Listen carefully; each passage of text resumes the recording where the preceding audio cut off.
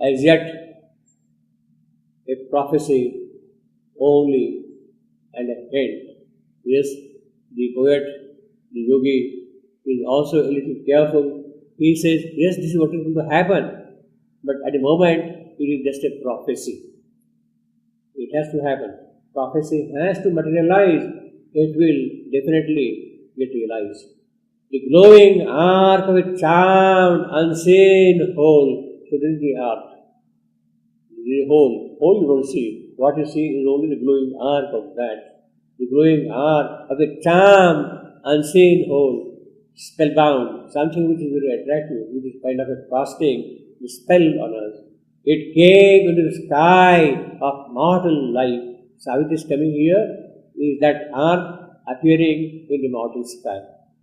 It came into the sky of mortal life, bright like the crescent horn of a gold moon, returning in a faint, illumined eve. So in the evening, there is a dusk and there is a crescent moon. You see the crescent shape of the moon there.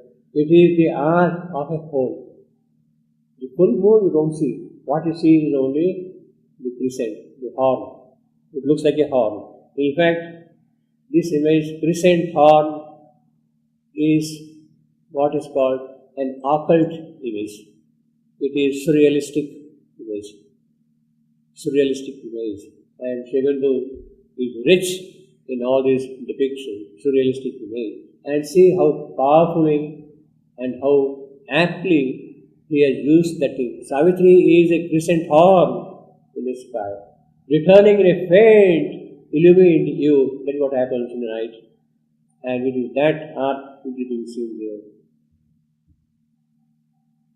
At first, glimmering like an unshaped idea, the crescent has not taken the full shape, therefore it glimmers like an unshaped idea. Passive she lived, sheltered in worldless sleep. He is describing the early state of Savitri, taking birth. The crescent appearing in the night sky. Involved and drowned in matter's giant trance. An infant heart of the deep cave world plan, in cradle of divine conscience rocked by the universal ecstasy of the sun. So it is in the cradle of inconscience that the divine birth is taking place. He is already telling Savitri has been born. Savitri has taken birth. She has become a little girl now already. She is born now as a baby girl. And therefore she is in the cradle. See how swiftly the poet is also moving. She is already in the cradle. Cradle which one? Cradle of divine inconscience. It is not the dark inconscience. The divine inconscience. It is in that divine conscience this cradle is there, and it is in that cradle Savitri is being rocked as a baby, as a child. An infant heart. See how beautiful, how perfect description it is, and very perfect also. Passive shelter in worldless sleep. When the child is born, she doesn't remember it at all. Absolutely no idea what happens to the baby. She has no inkling. Passive sheltered in wordless sleep, involved and drowned in matter's giant trance. That is what happens. In fact, when the soul plunges into birth, suddenly it feels a kind of a shock for this new creation. And it sort of stands back from everything. The soul. It stands back from everything. It is that kind of a thing in Savitri. Involved and drowned in matter's giant trance. An infant heart of the deep cave world plan. In cradle of divine inconscience rocked by the universal ecstasy of the sun. Now, who is rocking that cradle? The ecstasy of the suns. The joy, the happiness of the bright suns. That is rocking. Some mission, power, in the half-vacant frame. Savitri has just taken birth. Her frame is not fully conscious yet. Therefore, this half-vacant frame. Nurse a transcendent verse, damn glorious seed. It is already holding the glorious seed in its birth, for which this vivid tenement was made. Savitri's body, physical body. It is for that purpose this tenement was made. Nurse a transcendence birth. It is that transcendence birth which is going to be held in this body.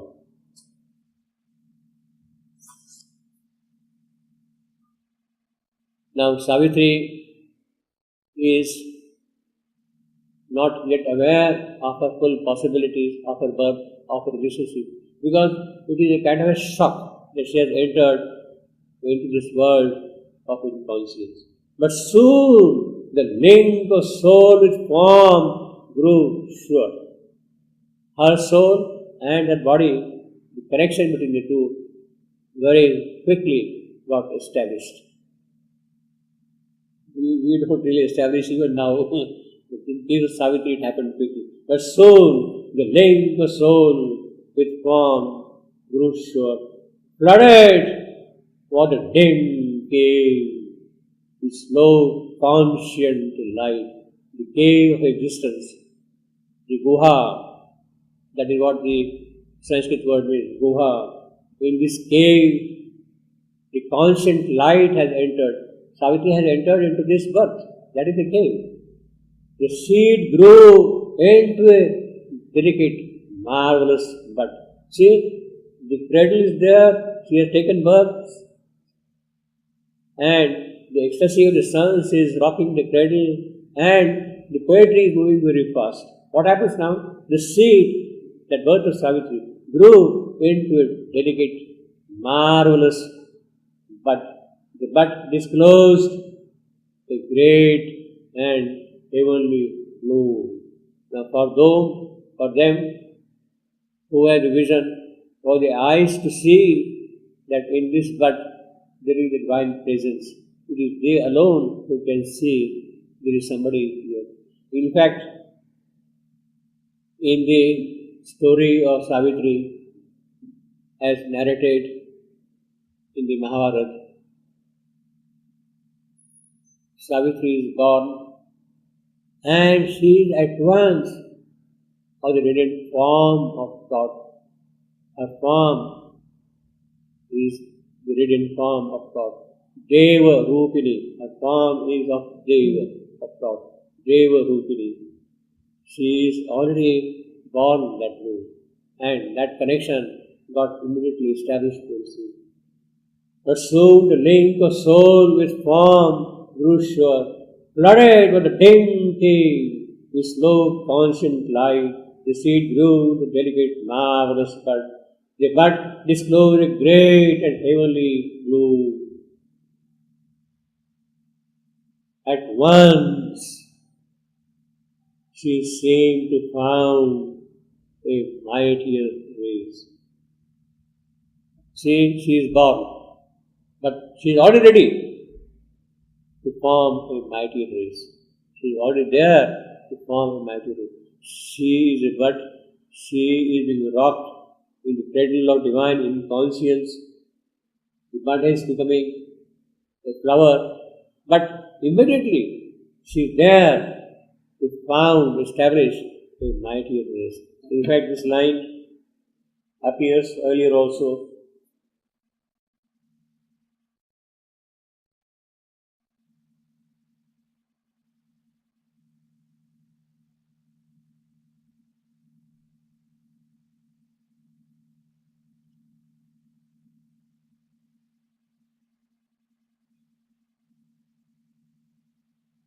Now, in fact, on one occasion, mother speaks about her body. She says, I was born with a consciously prepared body. Right from the beginning. I was born with a consciously prepared body. And she also says, when she met Shivandu for the first time on 29th March 1914. He immediately said so.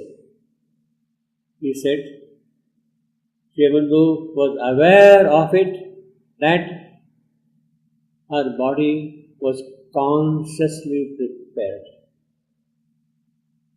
Later on, when the problem of transformation becoming tough in the late 1940s, it was necessary that one of them had to go away, Shivandu and the mother. This is what Shivandu told to the mother in their private rendezvous. And mother said, yes, I am ready. I will go. Yes, I am ready.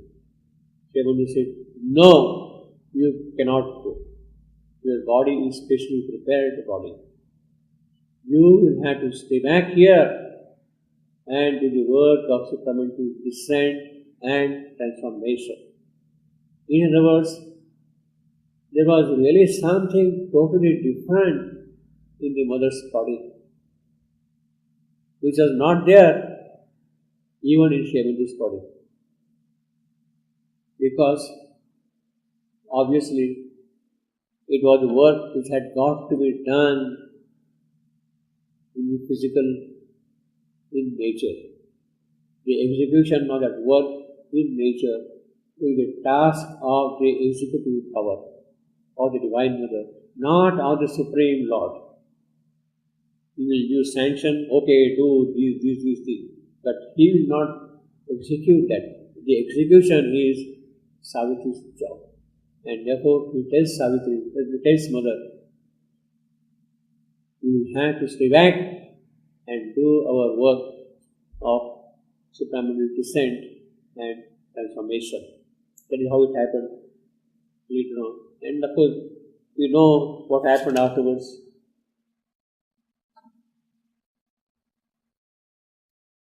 Shivandu, I got here a few quotations picked up from Shivandu and the mother's writings about the mother. Shivandu about the mother. The divine puts on an appearance of humanity. Assume the outward human nature in order to create the path and show it to human beings, but does not cease to be the divine. He accepts all the difficulties, but does not cease to be the divine. It is a manifestation that takes place, a manifestation of a divine, of a growing divine consciousness, not human turning into divine. See, this is a distinction of growing divine consciousness, not human turning into divine. He makes a very pertinent distinction there, you see.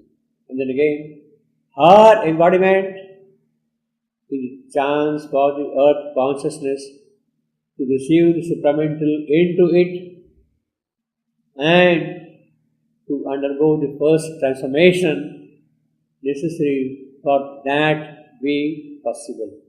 I will put this thing later on the web. So, or if you want, I can send these things as email attachment also.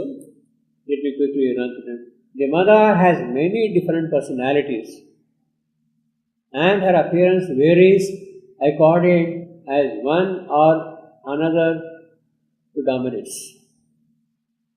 The something common, of course, exists. There is first the one whom all these personalities manifest, but that cannot be expressed in name or word. These personalities, they cannot be expressed in word. It is also the supramental personality which from behind the veil presides over the aim of the present manifestation. Now, here we have crimson light. There is a mention of crimson light in the course of the discussion. Crimson light indicates the manifestation of love. in the material atmosphere.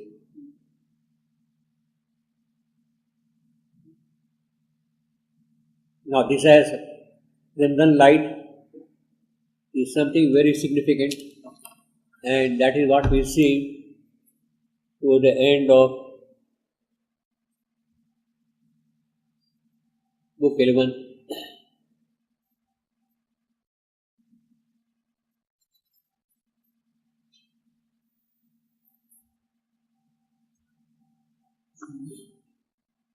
One 56:14.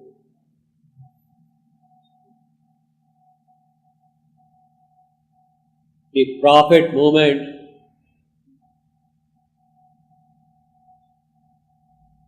covered limitless space. Now this is pertaining to the return of Satyavan and Savitri to the earth. They are now coming back to the earth. The prophet movement covered limitless space and cast into the heart of hurrying time the diamond light of the eternal peace, a crimson seed of God's felicity. A crimson seed of God's felicity. In fact, that is what Savitri has done. Savitri's victory is to cast that crimson seed in the earth's soil. What is a crimson seed? The manifestation of love in the material atmosphere. The manifestation of love in the material atmosphere. That is what Savitri's work is.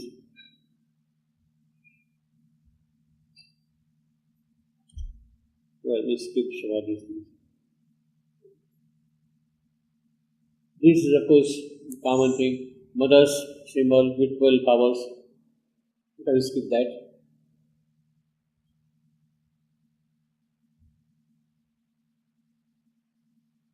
Now, Sri Aurobindo writes about the mother's prayers and meditations. He says, the prayers are mostly written in an identification to the earth consciousness. Thus, identification with earth consciousness. It is in that consciousness that the prayers were addressed. It is the mother in the lower nature addressing the mother in the higher nature. The divine incarnate mother here addressing to the supramental divine Shakti up there. The mother herself carrying on the sadhana of the earth consciousness for the transformation, praying to herself above from whom the forces of transformation come. It is from her that the forces of transformation come. It is to them she is free. This continues till the identification of the earth consciousness and the higher consciousness is effected.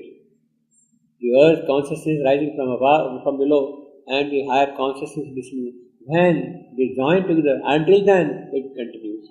The word Notra, ours, is general, I believe, referring to all born into the earth consciousness. It does not mean the mother of the divine Maitra and myself. It is the divine who is always referred to as divine Maitra and Senor. She is addressing to the Supreme Mother and the Supreme Lord. There is the mother who is carrying on the sadhana and the divine mother, both being one but in different poises. This is important. She is doing the sadhana here, she is there in different poises. And both turn to the Senor or Divine Master. This kind of prayer from the Divine to the Divine you will find also in the Ramayana and the Mahabharata. This is the tradition of the identification of the earth soul with the Supreme Soul.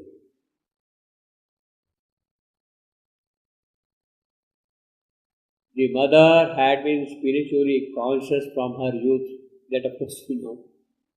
I suppose we know. Yeah. Even, even from her childhood upward, and she had done sadhana and had developed this knowledge very long before she came to India. In this birth, she had already acquired that knowledge. She has already performed the sadhana. There is a tapasya that takes place automatically as a result of surrender, and there is a discipline that one carries out by one's own unaided effort. It is the latter that is meant in the two paths of yoga. But Agni, as a fire of tapasya, can burn in either case. Now, this is of course the famous statement of the mother right from the beginning. Since the beginning of the earth, wherever and whenever there was the possibility of manifesting a ray of consciousness, I was there. Since the beginning of the earth. This is what we are saying. Savitri too awoke.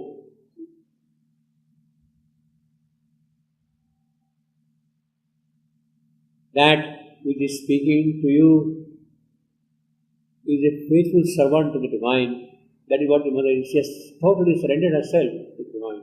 When and how did I become conscious of a mission which I was to fulfill on earth? When? At what moment of time?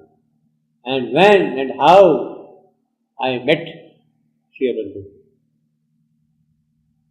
These two questions you have asked me, and I promised a short reply.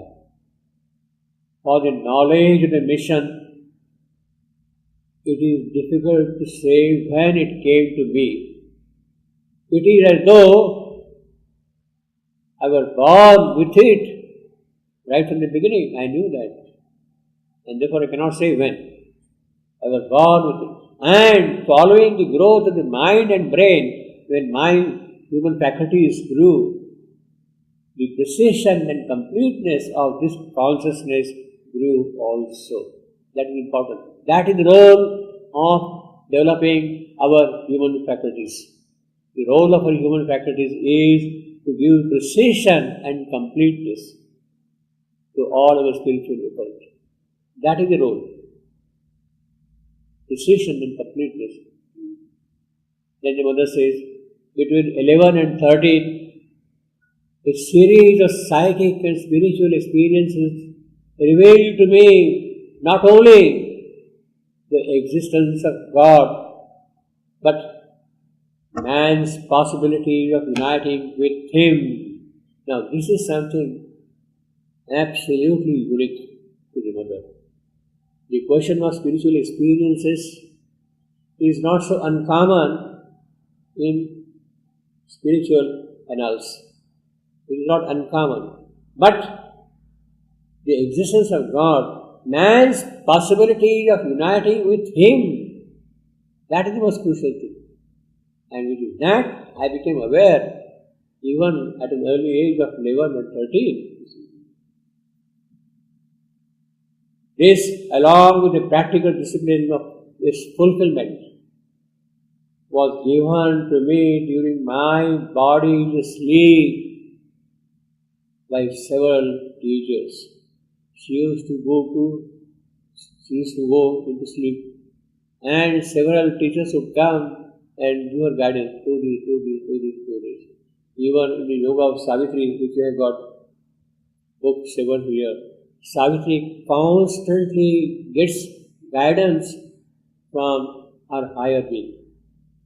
Here, this along with the practical discipline for its fulfillment that is required, the discipline of life is required, was given to me during my body's sleep by several teachers, some of whom I met afterwards on the physical plane. Later on, as the interior and exterior development perceived it. The spiritual and psychic relation with one of these beings who was giving her constant guidance became more and more clear and frequent. And although I knew little of the Indian philosophies and religions at that time, I was led to call him Krishna. It is he who was giving me constant guidance. I was led to call him Krishna.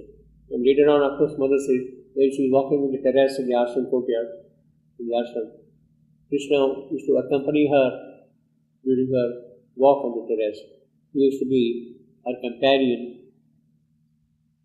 I was led to call him Krishna. And henceforth, I was aware that it was with him whom I knew I should meet on earth one day, that the divine work was to be done. It is Krishna alone who can give her that siddhi, that realization. In the year 1910, my husband came alone to Pondicherry, where under very interesting and peculiar circumstances, he made acquaintance of Sri Aurobindo. He had come for his political purposes, to canvass for his candidature, Paul Richard. But then he made acquaintance with Sri Aurobindo, which I had always cherished as my true mother country, of Sri Aurobindo. Since then, we both strongly wish to return to India, the country which I had always cherished as my true mother country. And in 1914, this joy was granted to us. As soon as I saw Sri Aurobindo, I recognized in him the well-known being whom I used to call Krishna.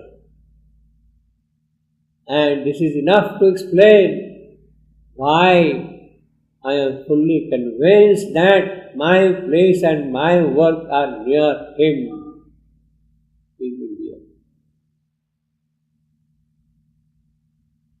In some places, the mother gives a list of 12 perfections in the material world which must get established. 12 perfections in the material world. Perfect consciousness, integral knowledge, power invincible. You see, consciousness, knowledge, power, health, eternal youth, perfect beauty, inexhaustible, unparalleled riches, affluence of every kind. Not vital money. Of course, that's what I always wanted. Pardon? Yeah. Well, but that is what she is. She is the goddess of richness, Mahalakshmi.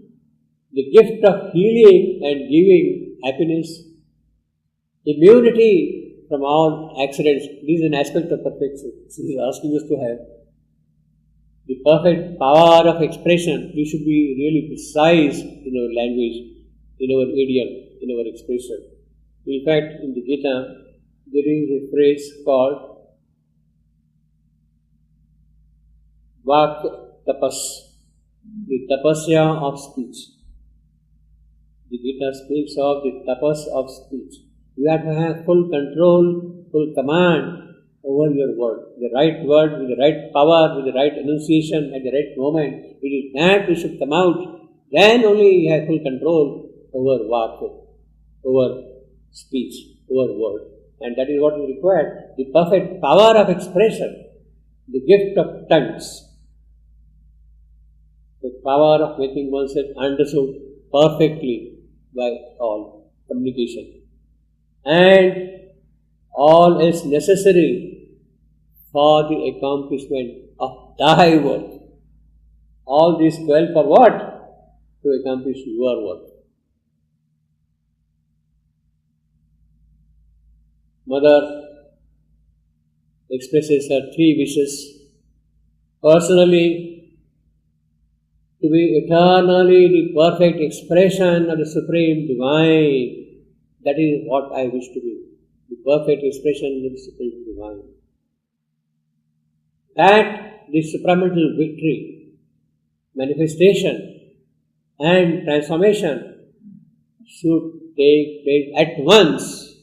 She is in a hurry. She is impatient. She has waited long enough perhaps, but now no. That supramental victory, manifestation and transformation should take place at once. That all suffering should disappear forever from the world's present and future. Now, that the supramental victory, manifestation and transformation. Well, she has stipulated three things: victory, manifestation, transformation. I believe the first has already been accomplished. The supramental victory in the subtle physical. Manifestation has also taken place already in the subtle physical. What is going to happen, has to happen, is transformation in the gross physical. And that is the work which has to go on. So it must take place at once. Pardon me? It must take place at Yeah. once. According to Mother. Now, these are two quotations from the agenda. Love in her was wider than the universe. The whole world could take refuge in a single heart. This appears in Canto 2 of Book 1. Love in her was wider than the universe. The whole world could take refuge in a single heart. And the mother says on 4th July 1962, as for the true form, to bear the sight of it, one must be able to relate directly to the Supreme. That is a tall order for us. Directly to the Supreme.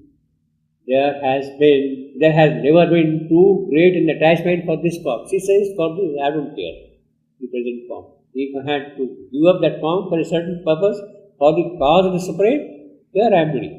And that is exactly what she did. Because she was constantly saying, Lord, whatever you will, that I shall do. I have no will of mine. Constantly she saying that. Those stupendous inner revelations, those great moments of creative consciousness are constantly hampered by this body. That is the present difficulty of physical transformation the mother is experiencing. Is trying its best, but it is still governed by such appallingly rigid laws. That is the nature of physical inertia. And then, what happened? Yeah.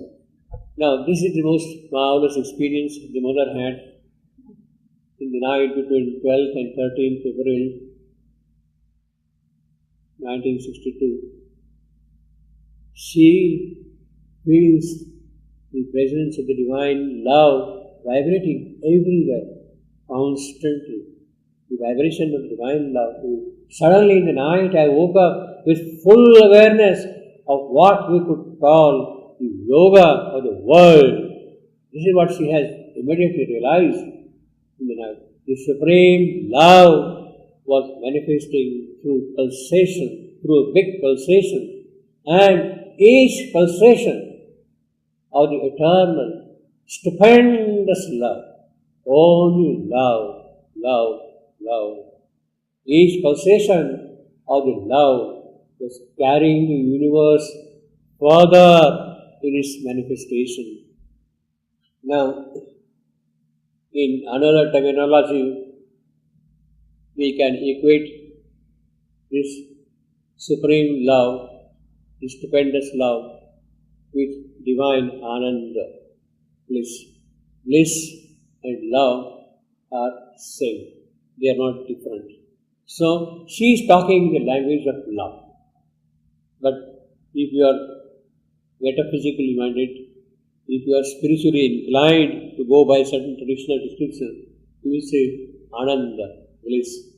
It is bliss which pervades the entire creation. All the certitude that what is to be done is done, and the supramental manifestation is realized. And goes on. We will just skip some of the part. You can read all of it. Now, of course, here we have this prophecy. We have already seen that. Outlined by the pressure of this new descent of Savitri is coming down upon earth.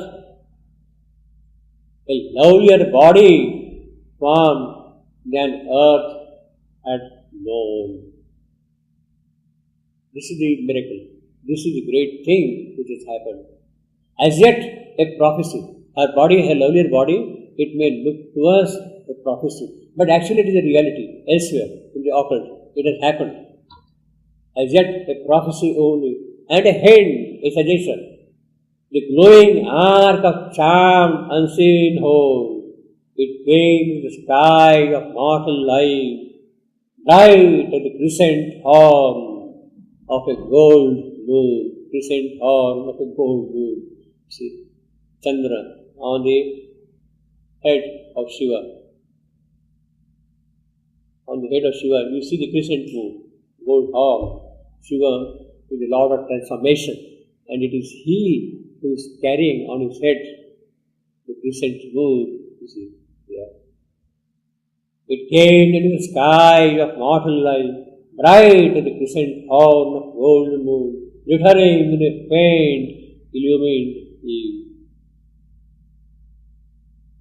Well, this is the prophecy of the arrival of the new dawn, of new light in the physical, in the darkness of the physical, red. It is there that the new light is arriving. And that is the prophecy Savitri has come to fulfill.